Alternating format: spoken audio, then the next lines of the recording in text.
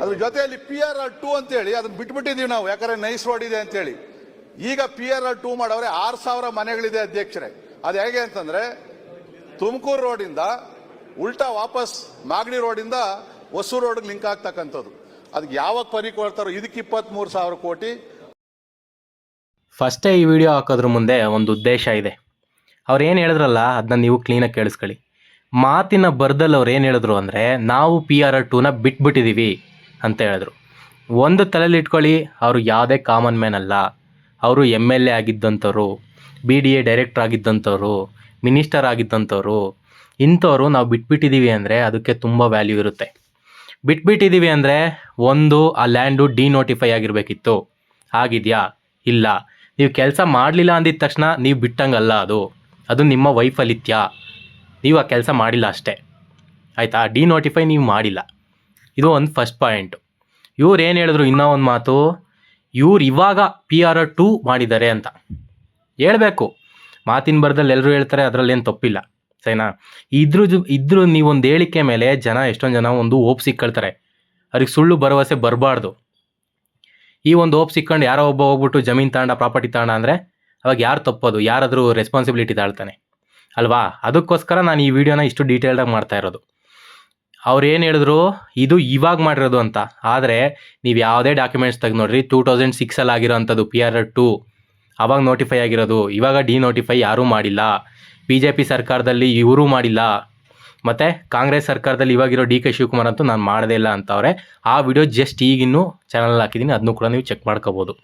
But ಅವ್ರು ಇನ್ನೂ ಒಂದು ವಿಷಯ ಹೇಳಿದ್ರು, ನಾನು ನೋಟಿಫೈ ಆದರೆ ಮಾಡಲ್ಲ, ಆದರೆ 2011ನೇ ಅಕ್ವಸಿಷನ್ ಆ್ಯಕ್ಟ್ ಏನಿದೆ ಅದ್ರ ಪ್ರಕಾರನೇ ನಿಮಗೆ ಕಾಸು ಕೊಡ್ತೀವಿ, ನಿಮಗೆ ಕಾಂಪೋಸಿಷನ್ ಕೊಡ್ತೀವಿ, ಮತ್ತು ಆದಷ್ಟು ಪ್ರಾಪರ್ಟಿ 60-40 ರೇಷಿಯೋದಲ್ಲಿ ಪ್ರಾಪರ್ಟಿ ಕೊಡೋದಕ್ಕೂ ಟ್ರೈ ಮಾಡ್ತೀವಿ ಅಂತ ಹೇಳಿದ್ರು. ಇವ್ರು ಹೇಳೋದ್ರಲ್ಲಿ ಒಂದು ಸ್ವಲ್ಪ ಅರ್ಥ ಇದೆ. ಬಟ್ ಇವರು ಮಾತಿನ ಬರದಲ್ಲಿ ಏನಂದ್ರೆ ಅದನ್ನೇ ಹೇಳ್ತಾ ಇದ್ದಾರೆ. ನೀವು ಬಂದು ನನಗೆ ಕಮೆಂಟ್ ಮಾಡ್ತಾ ಇದ್ದೀರಾ, ನೀವು ಕ್ಲಿಯರಾಗಿ ಇನ್ಫಾರ್ಮೇಷನ್ನ ತಿಳ್ಕೊಳ್ದಂಗೆ. ಇವರು ಇನ್ನೊಂದ್ಸರಿ ಒಂದು ಮೀಟಿಂಗ್ ಕೂಡ ಮಾಡಿದ್ರು, ಅದರಲ್ಲೂ ಅಷ್ಟೇ ಮಾತಿನ ಬರದಲ್ಲಿ ಹಿಂಗೆ ಹೇಳಿದ್ರು. ಅದ್ರದ್ದು ಯಾವುದೇ ಒಂದು ಸಪೋರ್ಟಿಂಗ್ ಡಾಕ್ಯುಮೆಂಟ್ಸು ಕೊಡಲಿಲ್ಲ. ನೀವು ಆ ಥರ ಡಾಕ್ಯುಮೆಂಟ್ಸ್ ಇದ್ದರೆ ಕೊಡಿ, ನಾವು ಹಾಕ್ತೀವಿ, ಜನಕ್ಕೆ ತಿಳ್ಕೊಳ್ಳಿ, ಅವರು ಪ್ರಾಪರ್ಟಿ ತಗೊಳ್ಳಿ. ಸುಮ್ಮನೆ ಪ್ರಾಪರ್ಟಿ ತಗೊಂಡು ಅವ್ರು ಸಿಗಾಕೊಂಡು ಆಮೇಲೆ ನೋಟಿಫೈ ಆಗಿ ಅವ್ರ ಶಾಪಗಳು ತೊಟ್ಟಬಾರ್ದು ಯಾರಿಗೂ. ಈ ವಿಡಿಯೋ ಮಾಡೋ ಉದ್ದೇಶ ಇಷ್ಟೇ. ಏನು, ಇವ್ರು ಹೇಳ್ತೀರಾ ಅಂತ ಒಂದು ಬಿಟ್ಬಿಟ್ಟಿದ್ದೀವಿ, ಅದು PRR2 ಇಲ್ಲ ಅನ್ನೋದೆಲ್ಲ ಸುಳ್ಳು. PRR2 ಇದೆ, ಅದು ಯಾವುದೇ ಡಿನೋಟಿಫೈ ಆಗಿಲ್ಲ. ಆ ಒಂದು PRR2 ಮತ್ತು PRR1 ಹೋಗೋ ಜಾಗ ಏನಿದೆ ಅದ್ರ ಸುತ್ತಮುತ್ತ ಲೇಔಟ್ ಮಾಡ್ತಿರೋದು ನಿಜ, ಅದಕ್ಕೋಸ್ಕರ ಅಕ್ವಸಿಷನ್ ಆಗ್ತಾ ಇರೋದು ನಿಜ, ಅದು 60-40 ರೇಷಿಯೋದಲ್ಲಿ ಕೊಡ್ತಾ ಇರೋದು ನಿಜ.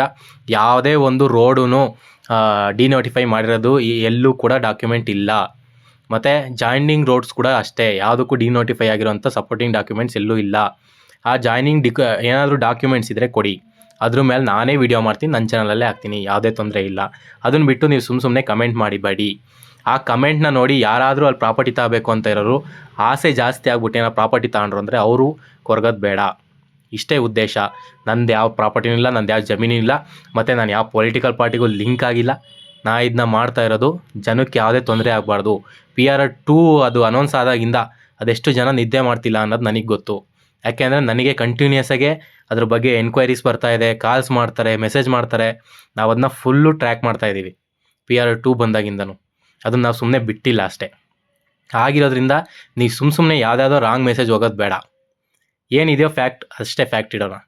ಈ ವಿಡಿಯೋದಲ್ಲಿ ಇಷ್ಟೇ. ನಿಮ್ಗೇನಾದರೂ ಈ ವಿಡಿಯೋ ಒಂದು ಸ್ವಲ್ಪ ಸೆನ್ಸೇಬಲ್ ಅನಿಸಿದರೆ ನನ್ನ ಚಾನಲ್ನ ಸಬ್ಸ್ಕ್ರೈಬ್ ಮಾಡಿ, ಲೈಕ್ ಮಾಡಿ, ಶೇರ್ ಮಾಡಿ.